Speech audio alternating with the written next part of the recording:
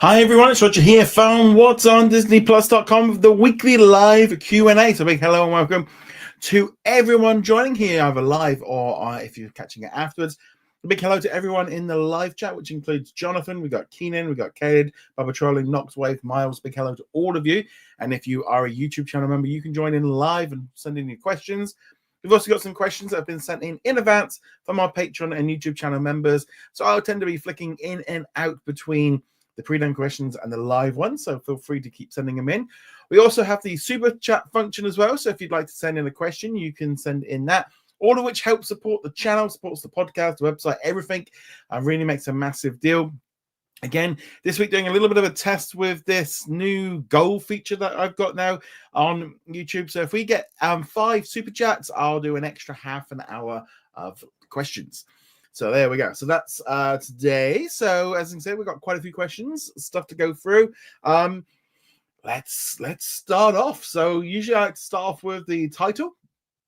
So let's jump into it. So Mamad's asked, why is Disney having such a hard time doing Star Wars movies? So I'd like those in the live chat. Feel free to let me know what you think it is. I've also got a poll up as well. Everyone can join in on the poll. Where I said, is it too focused on Disney Plus? Creative issues, no clear plan, or as many people would believe, Catherine Kennedy, which maybe lines into maybe more of like leadership issues. So, and I actually think it's a case of all of the above and much more. So, why are they struggling?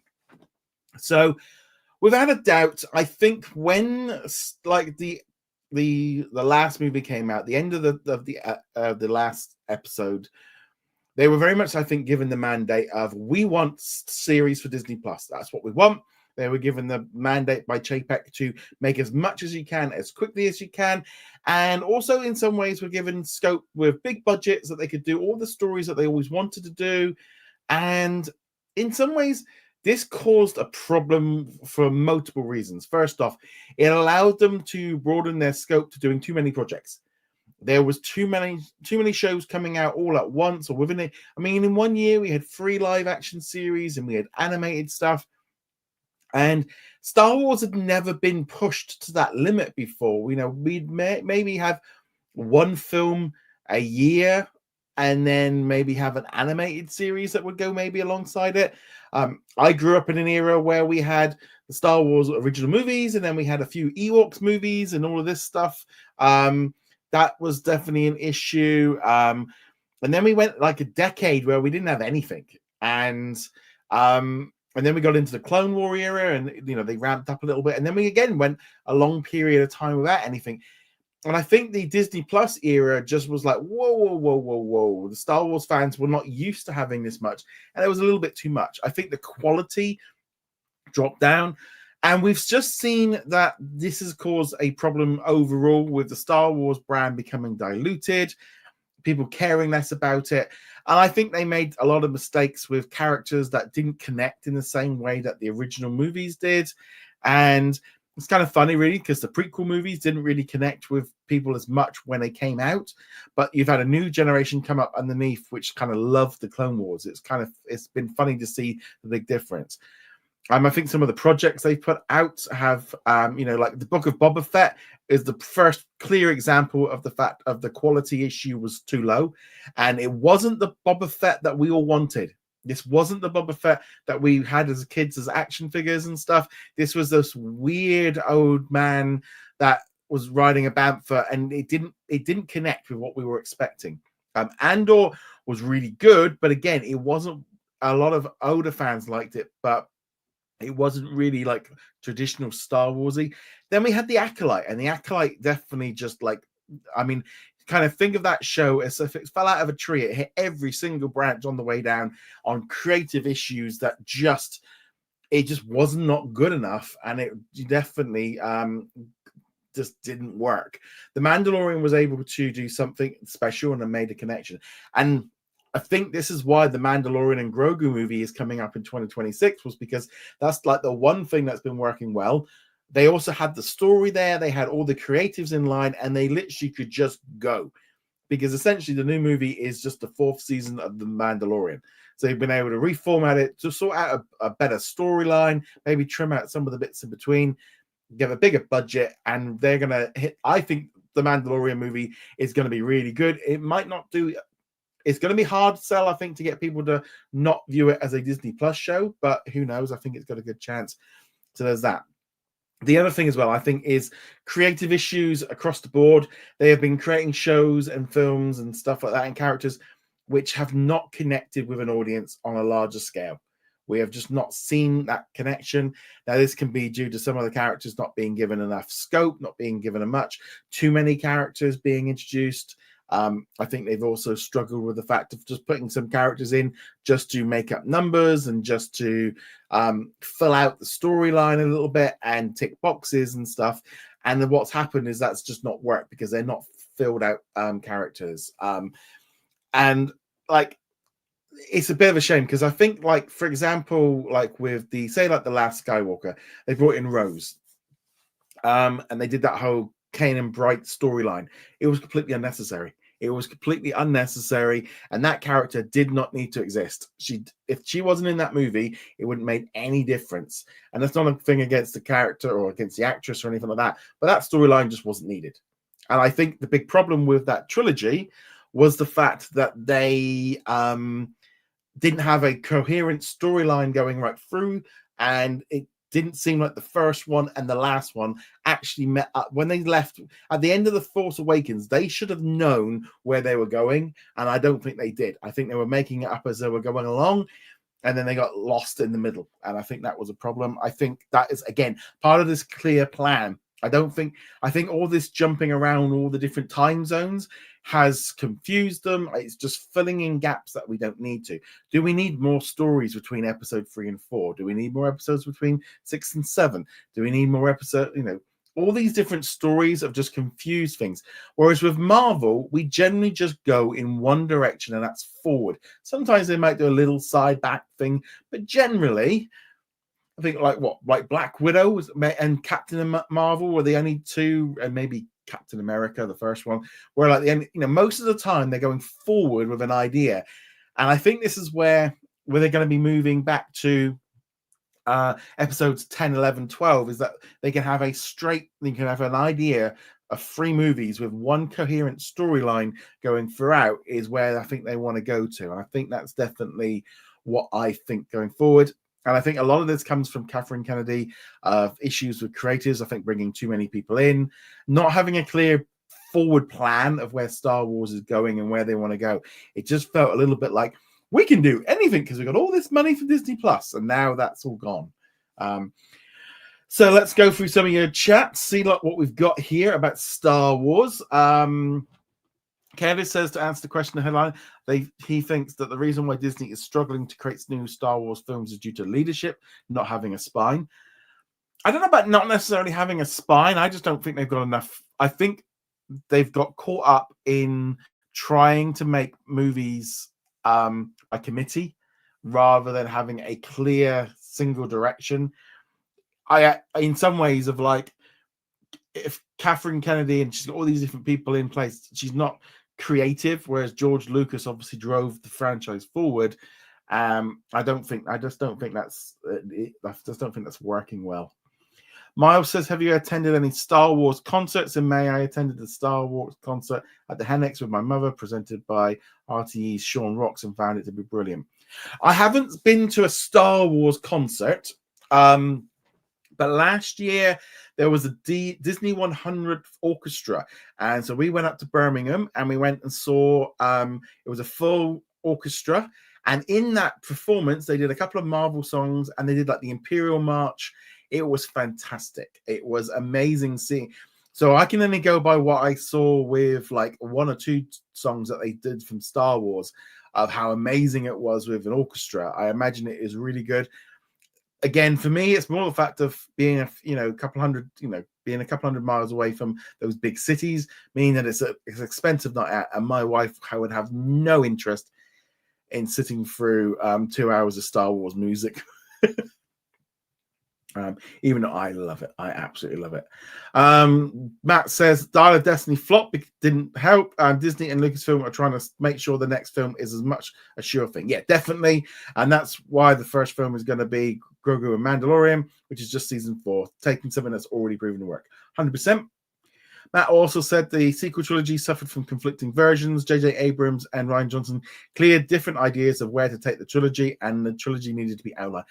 That's the thing. I just don't feel like if you go from episode 7, 8, 9, where was the story? I know, like with the original trilogy, it wasn't. He didn't really plan it as a trilogy. It was never really, when that first movie came out, they were making one movie with one story.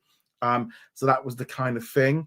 But yes, I think a clear plan. If you're going to make a trilogy, you need to plan to make a single story that rolls through it. But also, each film has to have a kind of there still needs to be a story arc, because you can't spend the whole of the first movie just building. There has to be some kind of event and some kind of thing moving forward.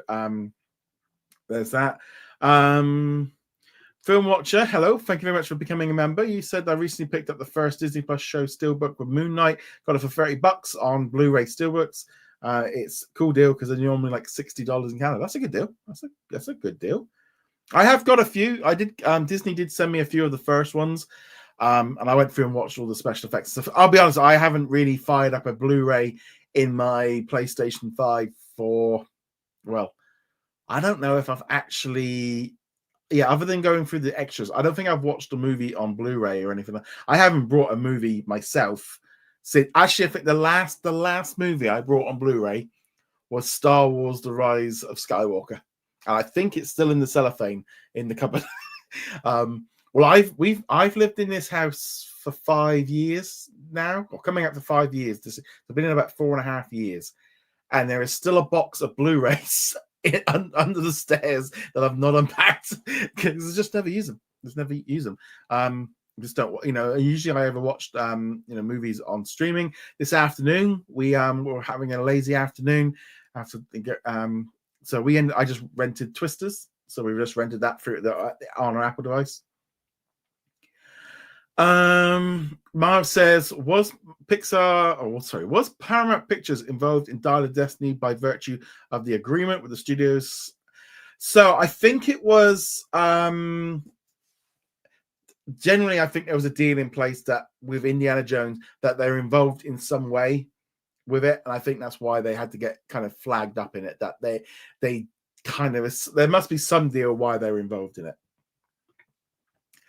Knoxwave says, when so you think we'll hear an update about Dave Filoni's film that centers around the Mandalorian, Book of Boba Fett, and Ahsoka? Right now, I think he is focused on Ahsoka season 2. I think that's where he's been putting all of his attention on.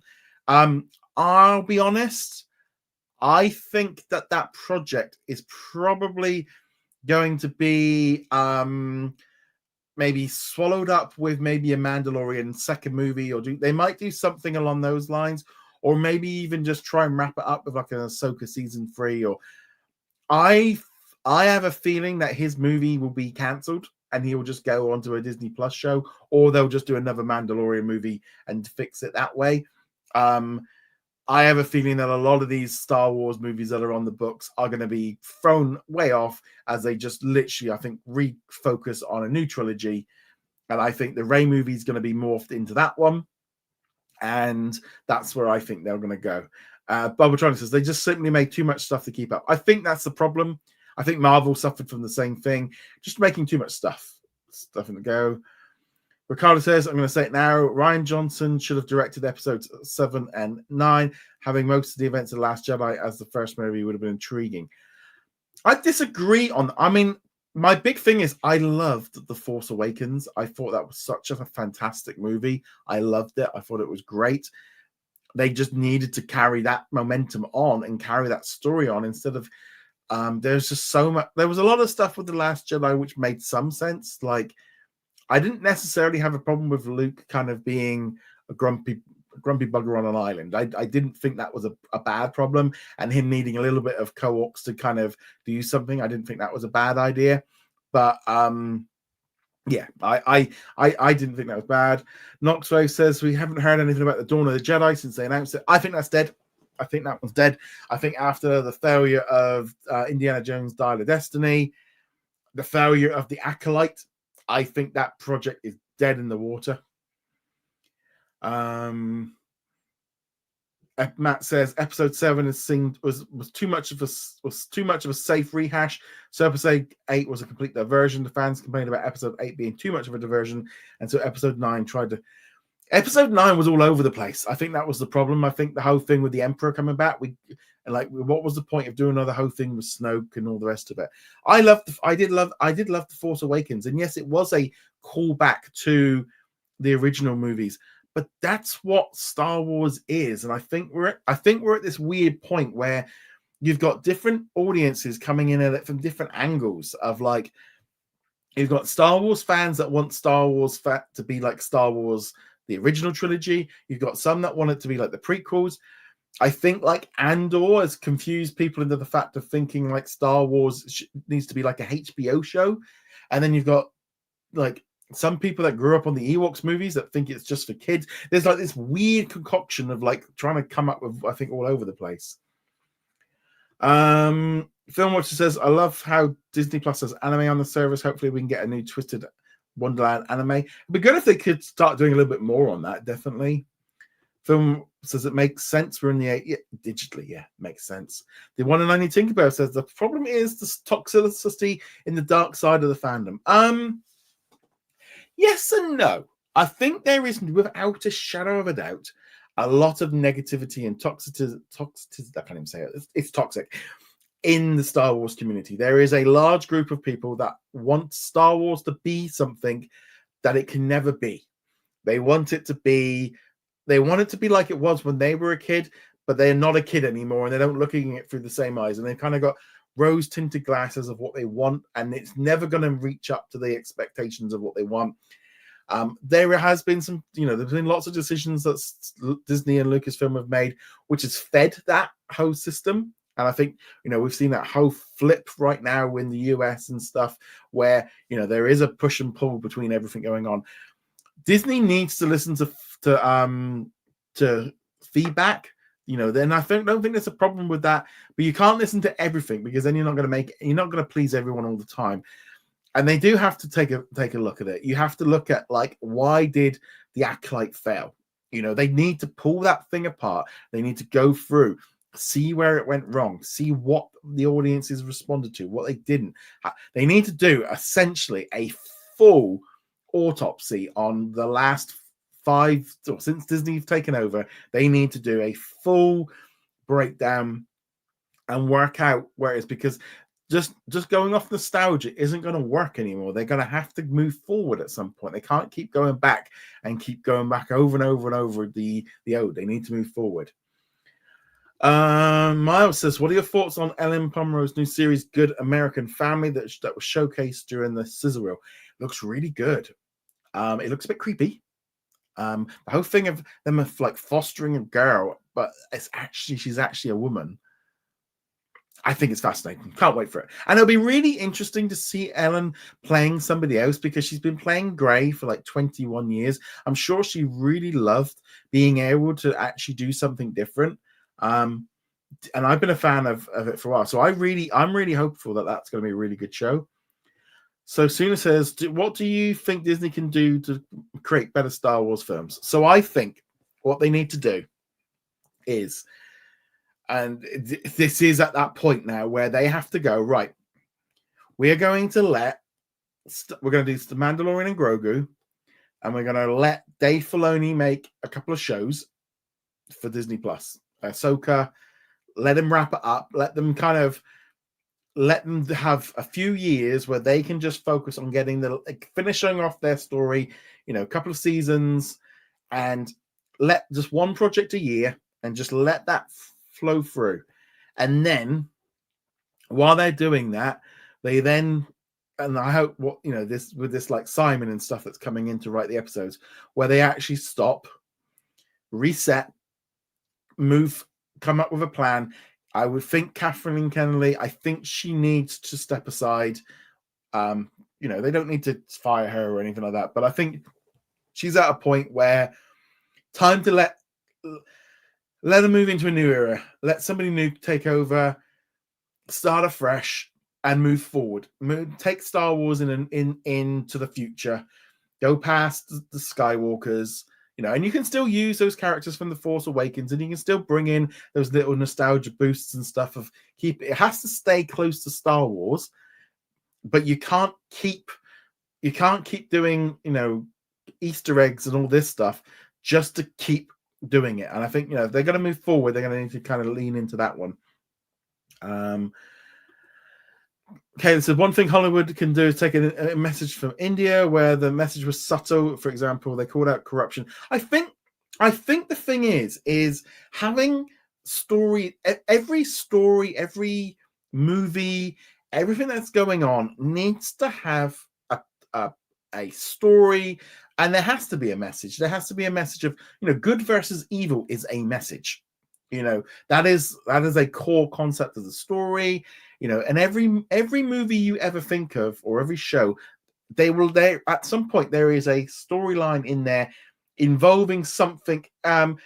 Some of these things now get considered political, but some of the times they're not necessarily political. They are just talking about a particular problem. It could be healthcare, it can be good versus evil, it can be corrupt land. It's like today we watched Twisters.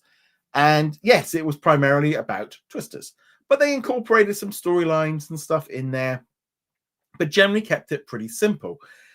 And I thought that worked really well. I think the simple truth is that they got a bit carried away. And I think, again, too much people within their own little echo chamber and trying to, and I think very much Hollywood and everyone has realized that they all have to be a little bit more centralist. I think they have to be a little bit less, a bit more subtle. I think that is definitely a case of if you want to make a good movie that reaches everyone, you have to make it for everyone. And I think that's definitely something that they need to move forward with. Ricardo says, now that Ice Age 6 is confirmed, the film will be held by 20th Century Animation. So should we expect some more 20th animations in cinemas? I think so. I think they're definitely probably going to carry on doing, some different movies. You maybe got Diary of a Wimpy Kid. They've made animation, was it Night at the Museum? They can make animation. They can do stuff, and there's no reason they can't do it. And they've got the talent. They've got the people in place. They've definitely got. I think it's a good idea. It's why not use them. Keeping on the Star Wars, no hate on Kathleen Kennedy, but I feel like she was not the right person to be in charge of Lucasfilm. I honestly would rather want Jon Favreau or Dave Filoni. The thing is with Kathleen Kennedy is you got to think of she is one of the best executive producers and creators for a generation. She has worked with George Lucas and Steven Spielberg. That she has worked on some of the biggest franchises in the world. She is a fantastic at what she does. The problem is, I think, was that going into the Disney era of Star Wars, I don't think what she was trying to do matched what the future of this franchise was. I think it was a bit I think it was that thing of I think she's at a point now where somebody fresh has to come in and restart with a new direction.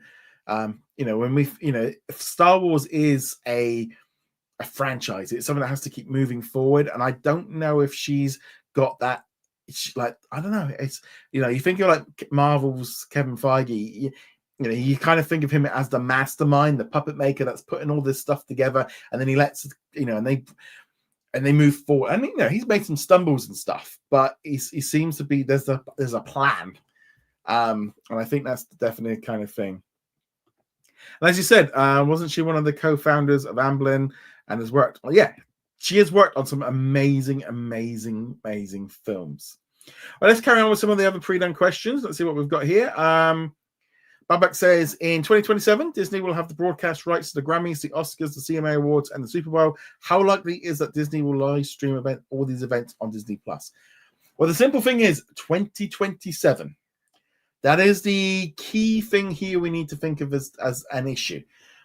A lot can change in 2 years. If you look back to 2 years ago to what Disney Plus was to what it is now, things have changed a little bit.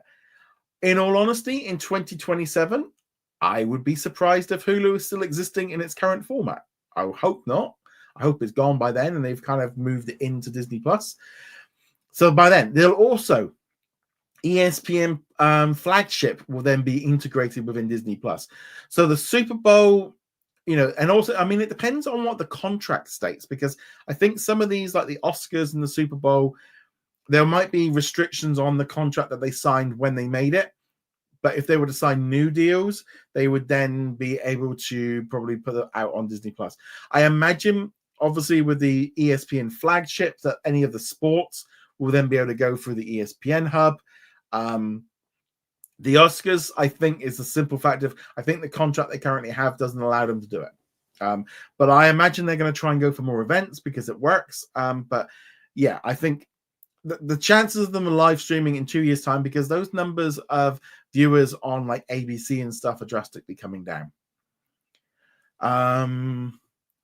Elias says,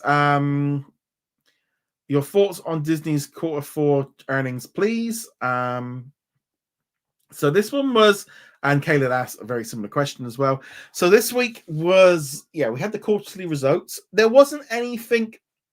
When I say there wasn't anything groundbreaking, there was two big things that came out of that event: the ESPN launch in December, and the news of what's happening in India. So those are two really big events. I think the fact that they put out forecasts of their numbers, the fact that Disney streaming is now profitable, is now a profitable business, and that's going to continue to rise, has helped the stock price go up. Generally, it was a very good business one. Again, sometimes with these kind of quarterlies, people get a little bit sort of caught up in the fact of movies and shows, and it's like, it's not really about that one. I think the ESPN thing, good. Now we've got the date. We know when it's coming. The Hotstar whole situation in India, I'm really interested to see what they do there. It's a very different situation. But in some ways, it's disappointing to see Disney kind of letting Disney Plus Hotstar kind of lose their grip on it and just kind of license it out, and not really license it out, but they've licensed it out rather than kind of focusing on it and making it the best version. But at the same time, I'd rather they get somebody in that knows how to work in that country and do it properly, then, because I think that's the biggest thing, is I think it's just a culture difference of they were trying to apply stuff that works in America, because not everything works everywhere, and the world doesn't all work the same, and I think they found that that system wasn't quite working there, and so I think that will move forward. But yeah, that's kind of my big ones coming out of that one there. Alia also says the ESPN direct-to-consumer Next 4 has the option that is integrated into Disney Plus. Yes, so the new flagship version will be available within Disney Plus. My gut instinct is that ESPN Plus will be incorporated into flagship. I just don't see why they're going to try and run like a free version, an ESPN Plus, and a flagship. I think that's going to be weird. Will it replace the ESPN title, or just like I think it's going to be very much like how it's going to work with ESPN Plus. It'll work the same, but suddenly you just have a lot more content in there. I don't think it's. I have a feeling really that ESPN Plus is going to be the basics of what they'll then move it up to. I think they're just at that point where they can't fully launch it, but they'll be ready to do it then. Babak says, do you think Disney will add a perks tab or section to Disney Plus and promote it more within the app? I think it depends where it is.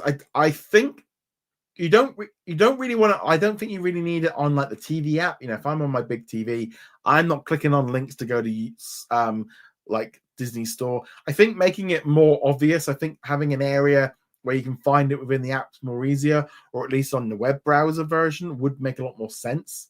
But I think like if I was on my phone app, it would make more sense to have that on there. But on my like Apple TV, no. Miles says, since RTE has recently aired The Full Monty, Dope Sick, and The Dropout, do you think that Disney will license out more programs to broadcasters such as Rivals or Win or Lose? So they are licensing stuff out. Here in the UK, I noticed today that the Brawn Formula One story is available on the BBC iPlayer. I also saw a trailer that the new season of Abbott Elementary is going to be premiering on Channel 4.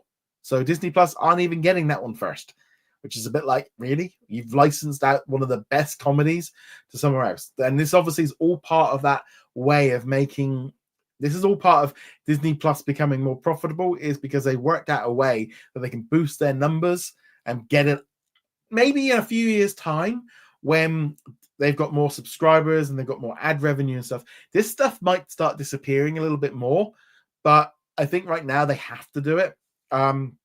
Rivals, I am expecting that one to go to ITV because they were co-production on that one. So I think they would probably have first digs at that one. Now, the question is whether or not they can air Rivals on like ITV after 9 o'clock. I don't know if they would be able to. It might be a bit raunchy. Also, if you haven't seen Rivals, check it out. I love that show. Such a great show. I don't think they win or lose. I don't think the win or lose Star Wars or Mandalorian or Marvel shows, I don't think they're going to get licensed out. I think it's generally the star. The star stuff is the stuff that they're willing to license.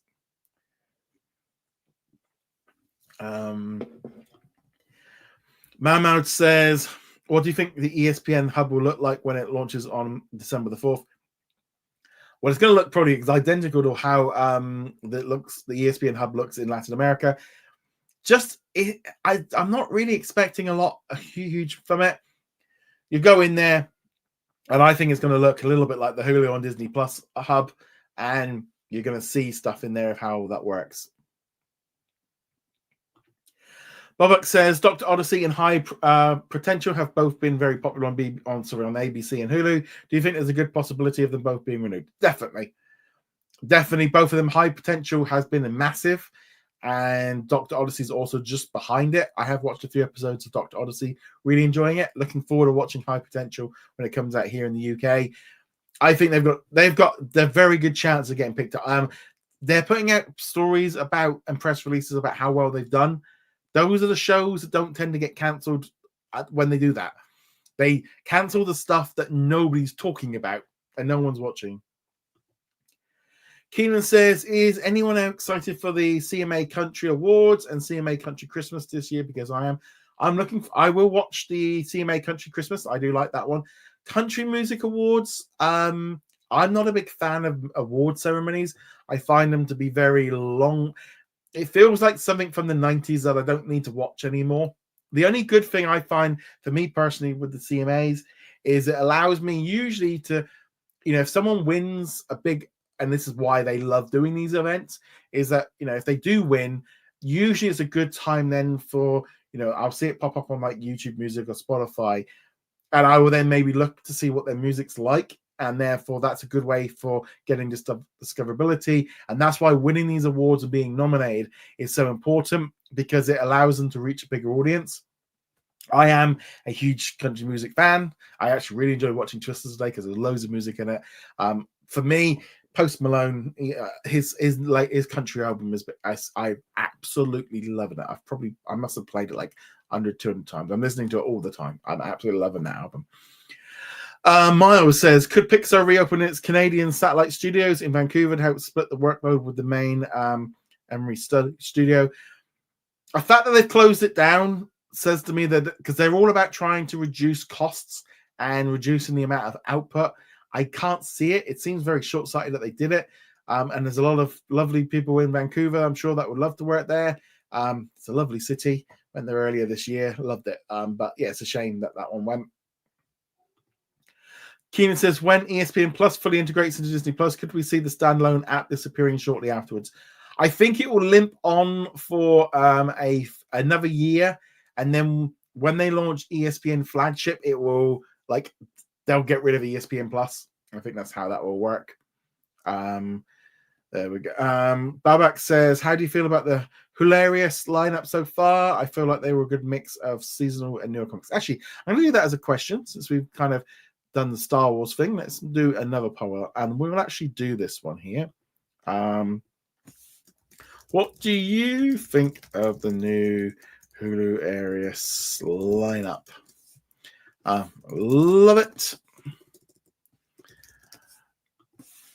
I'll give them a go.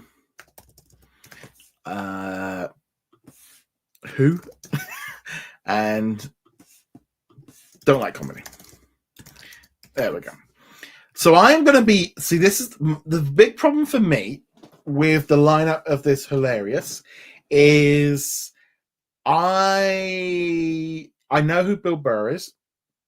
I have seen Jim in a few things, maybe on Saturday Night Live. I don't know 10 or 11. I don't really know who most of them are. So for me, I'm looking at that lineup and I'm like, who? Who are you guys? I don't know who you are. I don't know what any of this stuff is. Now it's not a problem for me because I do like watching stand-up comedy. I do go to stand-up comedy gigs. Me and my brother, we were chatting last night. He's going to go see Jason Manford this weekend that we got him. And we just brought some tickets for another show. We've got a couple of stand-up comedy gigs that we're going. But the thing is, like, if I was to tell you all the comedy acts that I've seen over the last 10 years, if you're in America, you're probably going to be like, who? I don't know any of them. Because, again, comedy sometimes doesn't travel the same way. So I'm looking forward to seeing what they do with this new brand. I think it's a fantastic idea. I think this is exactly what Disney Plus needs and Hulu. You've got a cheap form of entertainment. These are going to be much cheaper for them to make. I think it's great. Different type of content. You want, when you log on to Disney Plus, I want there to be more choice. Netflix has had a lot of success with this. The BBC does some fun. It's like, it just makes sense. We want some variety. And I think these ones are going to be really, I hope they're popular. There's probably going to be some ups and downs between some of the comedians. If you're as an American, what do you think of it? For me, I was like, who? I don't know who any of these, like I said, I really don't know who most of these people are. Right, let's jump back into the live chat. Let's see what we've got going on here. Kaylee says, one thing to note, due to the settlement between the NBA and TNT, the inside the NBA will move to ESPN with NTNT producing it, even at the end of NBA on TNN in the US is not the end. I think it's only for special events and something. I don't think it's all the time. Seems a little bit weird of how they're doing it. I did comment on your Twitter post because it's like ESPN running an article going, according to multiple sources, ESPN's like, you are ESPN. it's like ESPN go. It's like it would be. It's just like me, like going. According to sources, I may have had roast dinner tonight for dinner. It's like, you just say it, just really weird. How they done that one. Let's see what we've got here. Matt says, I never thought it was a good idea to release 2 Star Wars films in 2026 anyway, because I think Solo suffered from being released too soon after Episode 8. Definitely, and I think there was and also I think there's a lot of people like with Solo that they didn't really want it. It was like, why are we making this? The interesting thing for me with Solo was that I loved that movie because we were at Disney World we had a villa nearby, and so all our friends and family were all at the house, and I'm like, I'm gonna go see Solo. Does anyone? And everyone's like, no. And I'm like, all right. So I just, and they're like, I came back, and they're like, you just drove down to the cinema. I went to the cinema on your own. They were like, I was like, yeah, why not? They just couldn't. They were like, you're an American. You just got in a car. You got in your car and drove down and just went to the cinema. I said, yeah, a fantastic night. I had all the treats. I was like, I'm having a night out. I loved it. Let's see what else we've got here. Matt also says, I don't think Star Wars is like Marvel where they can release multiple films a year. I think that's because the older films had a 3-year gaps, so it felt more special. I think that actually with Marvel, I think they have got a little bit too. I think they are doing too much with Marvel. I think they need to, but I do feel again with Marvel, they're so different. Like a Moon Knight is so different to Miss Marvel, and like Spider-Man is different to the characters. There's a lot more scope, and I think Star Wars could do that, but we've never had Star Wars like that, so we don't really see it the same way. I think they tried doing it. I don't think it's worked. Kayla said, speaking of the Super Bowl, it would be nice if Disney did an alternate cast with the commentary team of Joe, Pat McAfee, Mickey Mouse, and Goofy. I I don't know. I'm not sure on that one. I think the Super Bowl, I think they're better off just leave it. I don't think they can afford it, to be honest. I think it would be really expensive. Ricardo says, considering the recent merger of ABC's signature studios and 20th Television, should we see some consolidation between the major franchises, Lucasfilm under 20th Century Studios? Maybe that could happen. I don't think so. I think Star Wars will stay. I think Lucasfilm will stay. Basically, Lucasfilm is Star Wars. I think that's basically going to be it. Babatronic says, do you think that Disney Plus Hotstar failed, and do you think it would work in the US? Okay, so let's do the thing of it failing. I don't necessarily think of it as failing. I think because it's one of the biggest streaming services in India. The simple truth is they tried doing something there that works in the rest of the world that maybe doesn't work. A lot more people in India are used to watching free television, not understanding the market. I don't think Chapek really understood that not spending a couple billion on the cricket, in his eyes, he didn't see that it would made any sense to. It's a bit like saying to Disney in America, going, yeah, don't go for the American don't go for any American football because no one's interested. It's not worth the money. Well, they are all falling, a hand over to try and fight to get that there. I don't think they understood the market, and I think that was the problem, that they tried making it into a system. I do think they needed to. I'm not convinced that this new system is the best run. It feels a bit like they've let somebody else running it and they're just licensing their stuff to them, and then they go, yeah. The other big problem as well is I think Disney Plus Hotstar was making them so less because they're barely making like 80 cents to $1 per month per subscriber, and they're looking at subscribers where they're trying to get $7, $8, $9, $10 a month out of them.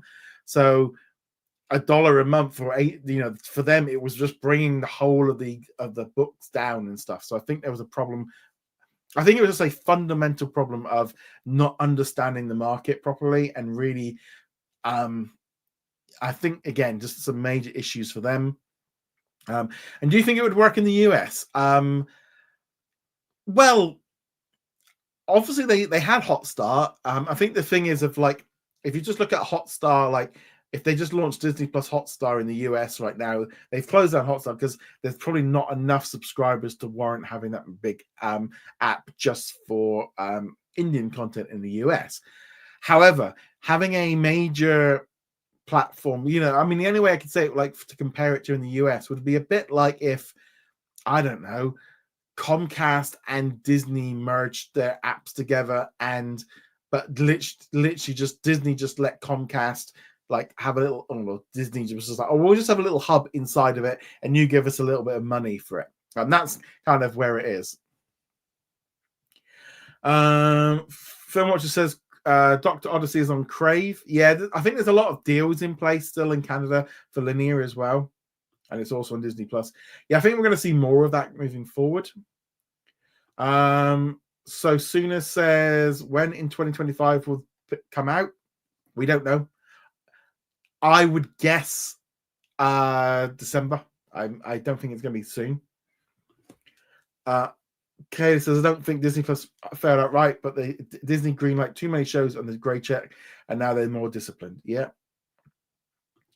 Bubba Charlie says, what are your thoughts on Disney Plus ad-supported numbers? I mean, it seems it's kind of to be expected that they are having to convert, more and more new customers are moving on to the ad tier, and but I think they are doing a terrible job getting people to go down to the ad tier, because I think too many people are getting this sticker shock when they get their renewals and the price keeps going up, and the website on their emails are awful at the fact of not really explaining everything. It's a bit like, we're going to be doubling the price of Disney Plus this month. Thank you. And that's instead of going, we're going to be putting our prices, and now we have these free options available to you. So if you want to save some money, they could explain it in such a better way than the way that they do it with their renewals. But new people signing up, I'd be like, because I'd be like that now with, I think, most streaming services. I'd be just like, I'll just take the ad-supported tier, and if I really like all your stuff, and it's like, I think you're at a weird point now where if you want to watch everything, you're kind of going to need ads. It's like now, if I wanted, if I want to get like Now or Amazon, I wouldn't go for the or even Paramount is going to be bringing it in, but there's nothing really ever on that at the minute other than the Lionesses at the minute. It will get there. I think the numbers they're going to continue to grow, and I think the big reasons why the Disney Plus ad tier is going to explode is when they do the merger with Hulu, and they can just move everybody on the ad-supported tier of Hulu can get moved over to the ad-supported tier with Disney Plus, merge them all together, and that tier is going to go boom. That's how they're going to do it. Jonathan says, will they have a Bluey season 4? Probably. I can't see what. I mean, they're going to be literally like probably turning out to his house with a truck full of money. Knoxbo says, why does Marvel always lower episodes before TV show streams like they did from Echo from episodes 8 to 5 or 8 to 5? What if 9 to 8 and the Wonder Man 10? Do you think it's due to cost cutting? Yes, they're trying to cut costs, but they're also trying. I think there's been a lot of. I think like with Echo, I think they trimmed that to heck because what they were trying to do was salvage it. It's almost like we've got 10 or 12 really mediocre episodes, but if we trim them all down and make them better, it's like what if maybe there was an episode that wasn't ready, maybe they didn't think it was good enough, so they scrapped it. Wonder Man, I wouldn't really worry too much about that because that's nearly a year away. We don't really know how many episodes that really was, but also maybe they are it's like with Echo or anything like that. If they're trying to extend those episodes up to maybe like the 42, 43 minute mark so they can put them on linear television, which I think is going to be their plan for a lot of these shows. If they've only got like 25, 30 minute episodes of like this. I also think with Echo, it was like, get it together, make it as good as you possibly can and get it out the gate. I'm kind of expecting something similar with Ironheart, to be honest. Film Watcher says, yeah, we get it from here in Canada. I think that's about Dr. Odyssey. Miles says, could Disney Live Action and 20th Century Studios do more event films go head-to-head with Universal Pictures? I think in general, they don't tend to like going head-to-head with similar kinds of movies. So there's a difference of you could put out, they say they've got Wicked coming out this week, right? You wouldn't really want to put out a big family musical movie or big movie for families against Wicked. That's not really going to work. But what they could do is they can put out like a Searchlight Pictures film to go up against it because there's a different audience. They could put out, Alien Romulus could come out against Wicked because, again, different audience, different things. And I think there's nothing wrong with having counter programming and that you can have a documentary film coming out against a big blockbuster. You could have an animated film. You could have an animated film and a horror movie coming out on the same day because of different audiences. But generally, most of the time, if you're going after the big major market, they kind of want to have a weekend for themselves. It is tricky. I mean, it's like Wicked. Like my wife asked me if I wanted to go see it this week, and I'm like, I can't go see it this week because I haven't got time. But it's like with like Moana 2, you don't want to be putting up to. I think like Sonic. Some of these movies like Sonic and Lion King, they're going after the same audience. Therefore, you're just cannibalizing yourself. You're better off holding it back and like having that week or the week or two afterwards to yourself. But it's just like anything. The way I look at it, it's the same way as like when I used to have an ice cream van. If I went into the ice cream into that street with my ice cream van, and another ice cream van then came into the same street, we're only now going to make half as much money. So that one coming in behind, he's got two options: either come back later and try and have another go at it, or skip the road completely, because ultimately you're not going to get that. And I think cinemas have very much got it. Nothing wrong with counter programming, but if you're going after the same audience, you're just cannibalizing yourself. Will they have Sonic the Hedgehog 3 on December 20th? I don't quite know. Do you think there'll be another Sonic? As long as Sonic's making money, they'll keep making it. Will there be a Bluey movie in theaters? I think the problem with Bluey is how do you do a story for 80, 90 minutes? That is the problem. And also the audience for Bluey is used to short 2 to 5, 10-minute episodes. That is a big problem for them to try and get to a story that's going to keep that age group engaged.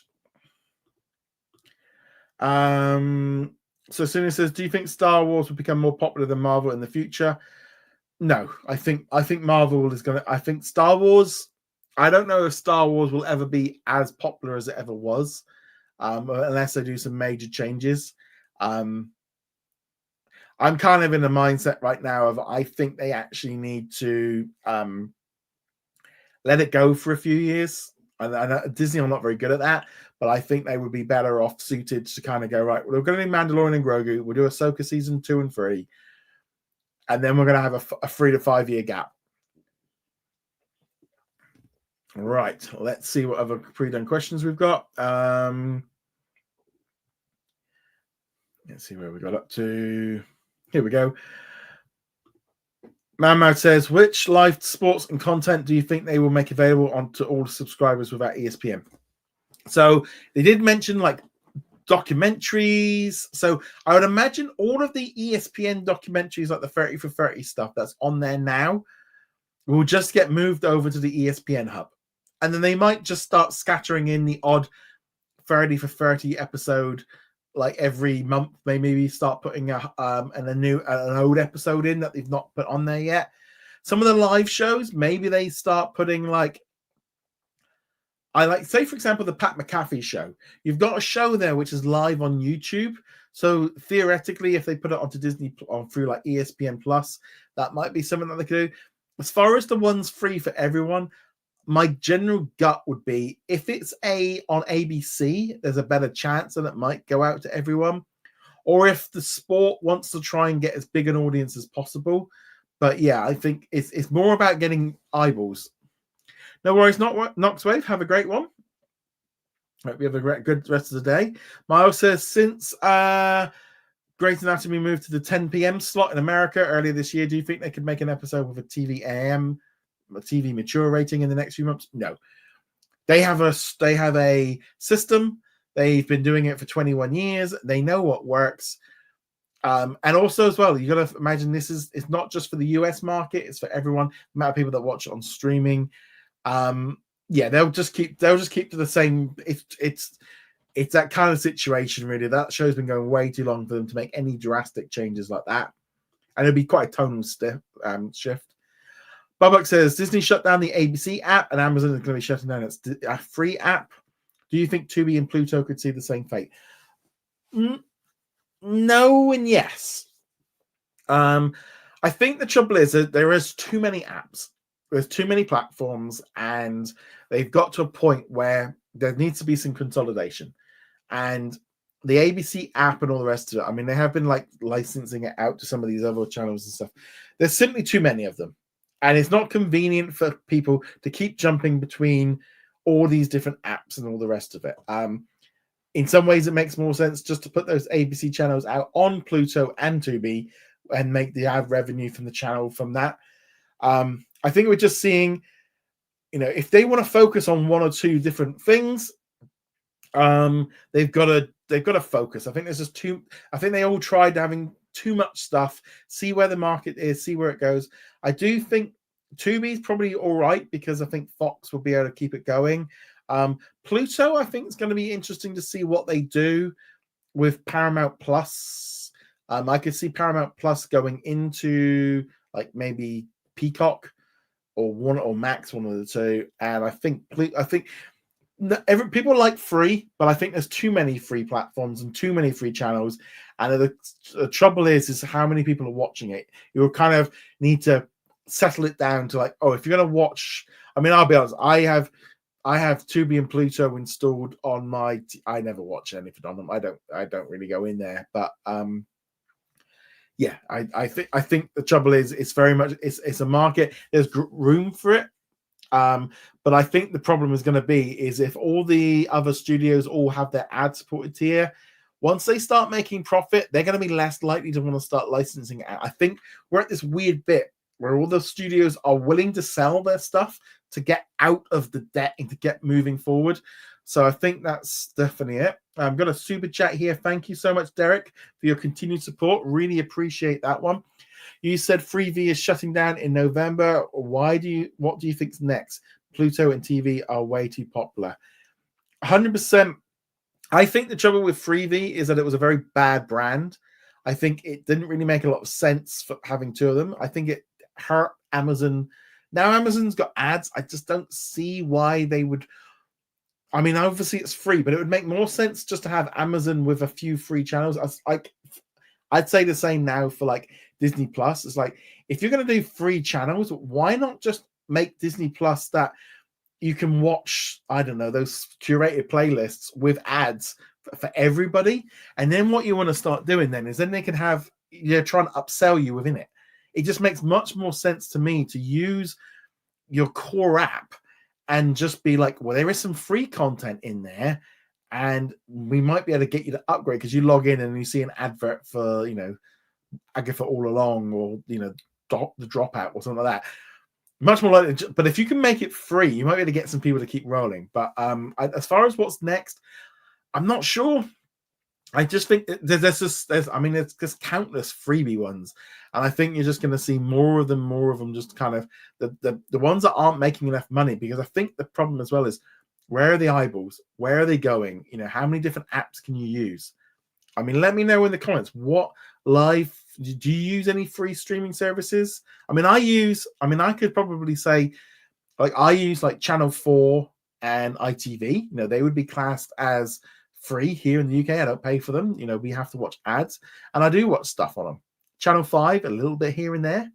So I do watch stuff, but again, they're more suited to here in the UK. Tubi and stuff like that. I like to watch new stuff. I'm not really someone that likes to go back and watch old stuff, so that's probably why I don't tend to go on these free ones so much. Last of the pre-done question. Oh, sorry, not last pre-done question. But again, thank you so much, Derek, for that. That's fantastic for your support. Film Watch says, here in Canada, we've got 24/7 Nickelodeon channel, so I just watch that sometimes on Pluto with the original Ninja Turtles. Good. I mean, that's a good thing on there. I played a Ninja Turtles level on Fortnite last night. It was awful, absolutely awful. Babatronic says, do you think Disney Plus will add AI SC in the Disney Plus app? Do you mean like, I don't know, AI SC? I mean, I think we're probably going to see like an algorithm like starts like uses like AI to work out what we're watching and stuff. Film Watcher says, I need to pick up this Bluey Blue disc set. I'm like 28, but I love that show because it's got dogs in there. Good. Glad you like it. Kayla says, I primarily use the Roku channel to watch honest renovations and listening to iHeart radio stations. I think sometimes as well, this is where like it really depends on like what ecosystem you're in, because like, Kayla, do you use like a Roku box, or do you use like a Roku TV, or is it built in? Because even though I got a Samsung TV, I brought an Apple TV box because I needed it to do like reviews and stuff, because I had to have certain apps that were only available. So I tend to use my Apple TV box for watching using all of our apps. Also, it's so much faster than the television. It's, we don't have the bugs on it. I love my Apple TV box. Is so much better than the smart TV. It is great. But I'm in the Apple ecosystem, so therefore, like, I have Apple TV, even though there's not as much on it at the minute, but you constantly see in the trailers and stuff. So I'm like in the Apple ecosystem. I have the Apple phone and I'm the Apple Mac, so I'm kind of in that zone. So I don't tend to think of Roku. I know obviously you can say the same thing as well. Maybe if you're a Fire, if you use the Fire Stick or anything like that, you're then maybe more inclined to be within like the Amazon ecosystem. So you use a Roku in the TV in the bedroom, while downstairs is So you're a Roku thing, like, yeah. So that's kind of, it would make sense therefore why you would use that channel, because I imagine it's going to be integrated more. Like I said, I'm in the Apple ecosystem. Jonathan, no idea about a Bluey movie, and if there is a Blue movie, it's not going to come out next year. They would have already be working on it by now. Babak says, why do you think Agatha All Along Assembled was on YouTube, not Disney Plus? I think this was primarily down to try and get more eyes on the show. It's almost like a free advertisement. You've got to look at Assembled. It's not really, I mean, let's be honest, it's probably not a huge draw of viewers. Putting it on YouTube means it will get more viewers. They can then pop. I wouldn't be too surprised if it pops up on Disney Plus next week. And at the end of the day, I would consider Assembled to be bonus features. You know, a lot of the stuff is just like pre-interviews of, you know, hype. I mean, I don't mind Assembled, but quite often it feels very, very commercial, and it just feels like an ad. And we all worked together, and it was amazing, and we never had a single problem. It's like, yeah, I think I find that just it's not real. It's just PR. Miles says, since Disney invested a 10% stake in Epic Games earlier this year, do you think we could see possible collaboration in either Fortnite, Rocket League, or Fall Guys for Win or Lose? Probably. I mean, I think we've started seeing Pixar characters. Like, I've already got Mr. Incredible from Pixar as one of my. I picked up the skin for that one. Fall Guys. I mean, I do like that. I mean, I think Cars. I think they're going to be bringing Cars characters into Fortnite and Rocket League. So, I mean, I would just love them if they actually had all those games, because I really like the Fall Guys stuff in Fortnite. I'd never played the game before, but I really like that. But I went to install it. I was like, no, it was fine in Fortnite. But same with Rocket League. I don't mind Rocket Racing. Rocket League, if it was just a mode within Fortnite, I probably would use it a little bit more. But I don't know. But you definitely can see stuff. Keenan says, if Disney announced the date for ESPN release date for Disney Plus, why didn't they do the same for Hulu? I think the difference with Hulu, remember, was Hulu was a beta. They were testing it. I think there was a little bit of an idea that ESPN launching on Disney Plus is a lot less risky for them because it's not quite so controversial. And also now they've broken the mold in Disney Plus in the US. So they didn't do it because it was, I think that beta mode, they didn't really want to, it was a very weird release, but I think they wanted to catch people off guard, so they didn't have 2 or 3 weeks of build up of people complaining about Disney Plus having, you know, mature content. They kind of, here it is.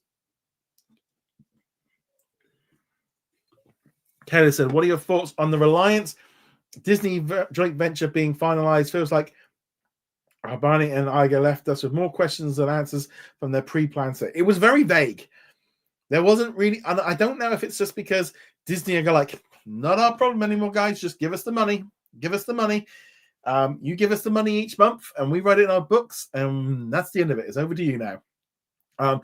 I do wonder if we're going to start seeing some changes. And I did a video on this that I put out on Friday, where I do think this is going to be the start of us seeing some changes. I think the Star Hub on Disney Plus is going to get rebranded to Hulu, because I think Star India is now a separate company, which Disney only owned for. Why do they want to have that Star logo in there? I think that we're going to see some changes, and I think that's going to be the big change. That's my guess.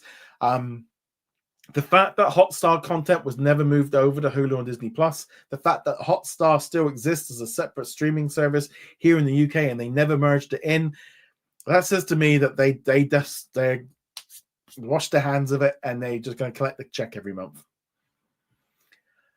Babak says, I understand Disney is using YouTube to promote its content, but why is putting it? I think we did that one. Yeah. Connor says, do you think Netflix will be serious with sports rights? They've already got global rights for WWE and are going for UFC. Could Formula One or UEF Champions League be next? I think they're very much now in the mindset that all these streaming services need sports. They need live sports to bring in audience, that brings in revenue, and it's now about being a complete package. Now it's about each of them are all going to be offering a little bit of sports, a little bit of stuff to get you in, because people want variety. They want to feel like they're worth it. And if you're logging in and watching, you know, an NFL game or WWE, I mean, I know for me, my Netflix usage is going to go sky high when I have WWE in there, because that's going to be something I'm going to watch. So definitely a lot of interesting things to do that.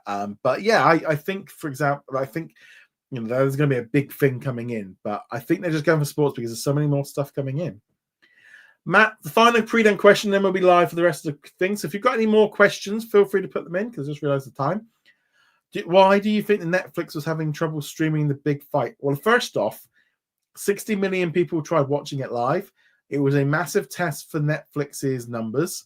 And I think they simply had too many people. The technology's not there. The good news, what I'm hoping, is that this might help them get ready more for when the WWE comes in, because I don't think the WWE is going to do anywhere near these numbers. I mean, if they got 60 million, they would be over the moon. Yeah, so that's definitely gonna be a thing. Right, let's carry on with the live chat and see what we've got in here. Miles says, what are your thoughts on Disney's ownership of Miramax from 1993 to 2010? Lots of great movies. Again, this was kind of precursor to this whole idea, I think, of them. They wanted to have mature content. They wanted to have movies for adults. Touchstone Pictures, Miramax. There were some great movies that came out during that era. And I think that sort of set the tone of why maybe they went for 20th century, because I think they realized they had this whole market that they weren't doing. And I think for streaming, it's about variety. It's about offering different type of content. I think it was all part of that process of doing it. But I also feel that Disney was much better at separating its brands. People didn't think of Miramax as Disney, and they were much better at that. Oh, as you said, Hollywood Pictures. That was another one. Film Watcher says there might be a smart thing for it to be rebranded and have it all fall under the name Hulu. That's what I think they're doing. And now they're going to have full control over Hulu once they sort out with Comcast. It would massively make globally sense for them to be able to have one brand and it mean something then a bit more, because suddenly then when they put out a trailer saying, I don't know, Dr. Odyssey's on, Hulu is on, the Dr. Odyssey's Hulu, it makes sense. Star just feels just like, I don't see them keeping that one. Jonathan says, can I go to Brisbane, Australia to be with Bluey? I don't know if Bluey is in Brisbane. You can book a flight. Brisbane is a lovely area. Brisbane's a bit, the Gold Coast there. Brisbane's not, I don't really think of it as it wasn't a great city when I was there. I think like Sydney and Melbourne are nicer cities, but you go along that Gold Coast, lovely. But as far as seeing Bluey, I don't know if he's at any theme parks or anything there. Mara says, could BBC license out shows to beat the direct Disney Plus, such as The Reckoning, Normal People, and Top Gear? Well, Top Gear is a bit difficult because that show's kind of done now. They're not doing that anymore after the accident with Freddie Flintoff, which is getting his own Disney Plus special. BBC will license stuff out because they have a commercial arm, because they have to make money, even though it's like run as a public service for the UK. They still have to make money, and therefore they usually will license out stuff afterwards. Depends whether or not Disney wants it. That's the key thing. They do license stuff here in the UK. Mark says David Greenbaum used to work for Miramax, and now he's the head president of production at Disney Live Action. I think that's only good. I think that's good. Yeah, that was the one I was looking for. UK TV. I knew there was one. Just couldn't think of the name. Kayla says, I could see Gilo Star using the Hulu tab to declutter licensed media, since everyone knows Hulu on Disney Plus is more organized to Star section. Again, that wouldn't be a bad idea for them. I mean, we've already seen, didn't we? We did already see that there was a Hulu hub in Disney Plus Hotstar that was there for like a day, and then I remember reporting on it, and then the next day it wasn't, because they weren't supposed to do it. Totally could see Hulu becoming a hub within Disney Plus within J-Star, or whichever they say it. I could definitely see that one there. Trolling says, do you think Disney will keep the UFC? I would imagine they're going to be trying to. I think it'd be good if we could get to see it a bit. I'd be really glad if they could get UFC on Disney Plus here at ESPN. Right. On that note, guys, thank you so much for your continued support. I'll be back next Sunday with another live Q&A. Also, big thank you to Derek for your super chat. Big thank you to everyone for being here in the live chat. Thank you to Baba Trolling, Miles, Caleb, film watcher, Jonathan. Film watcher. I'm just thinking here. We've got, what was it? You got Thanksgiving is, oh, that's on the 28th. So I don't think that affects, it should be, we'll carry on as normal then. So on that note, guys, thank you very much for watching, and I shall see you guys soon. Laters. Tally ho.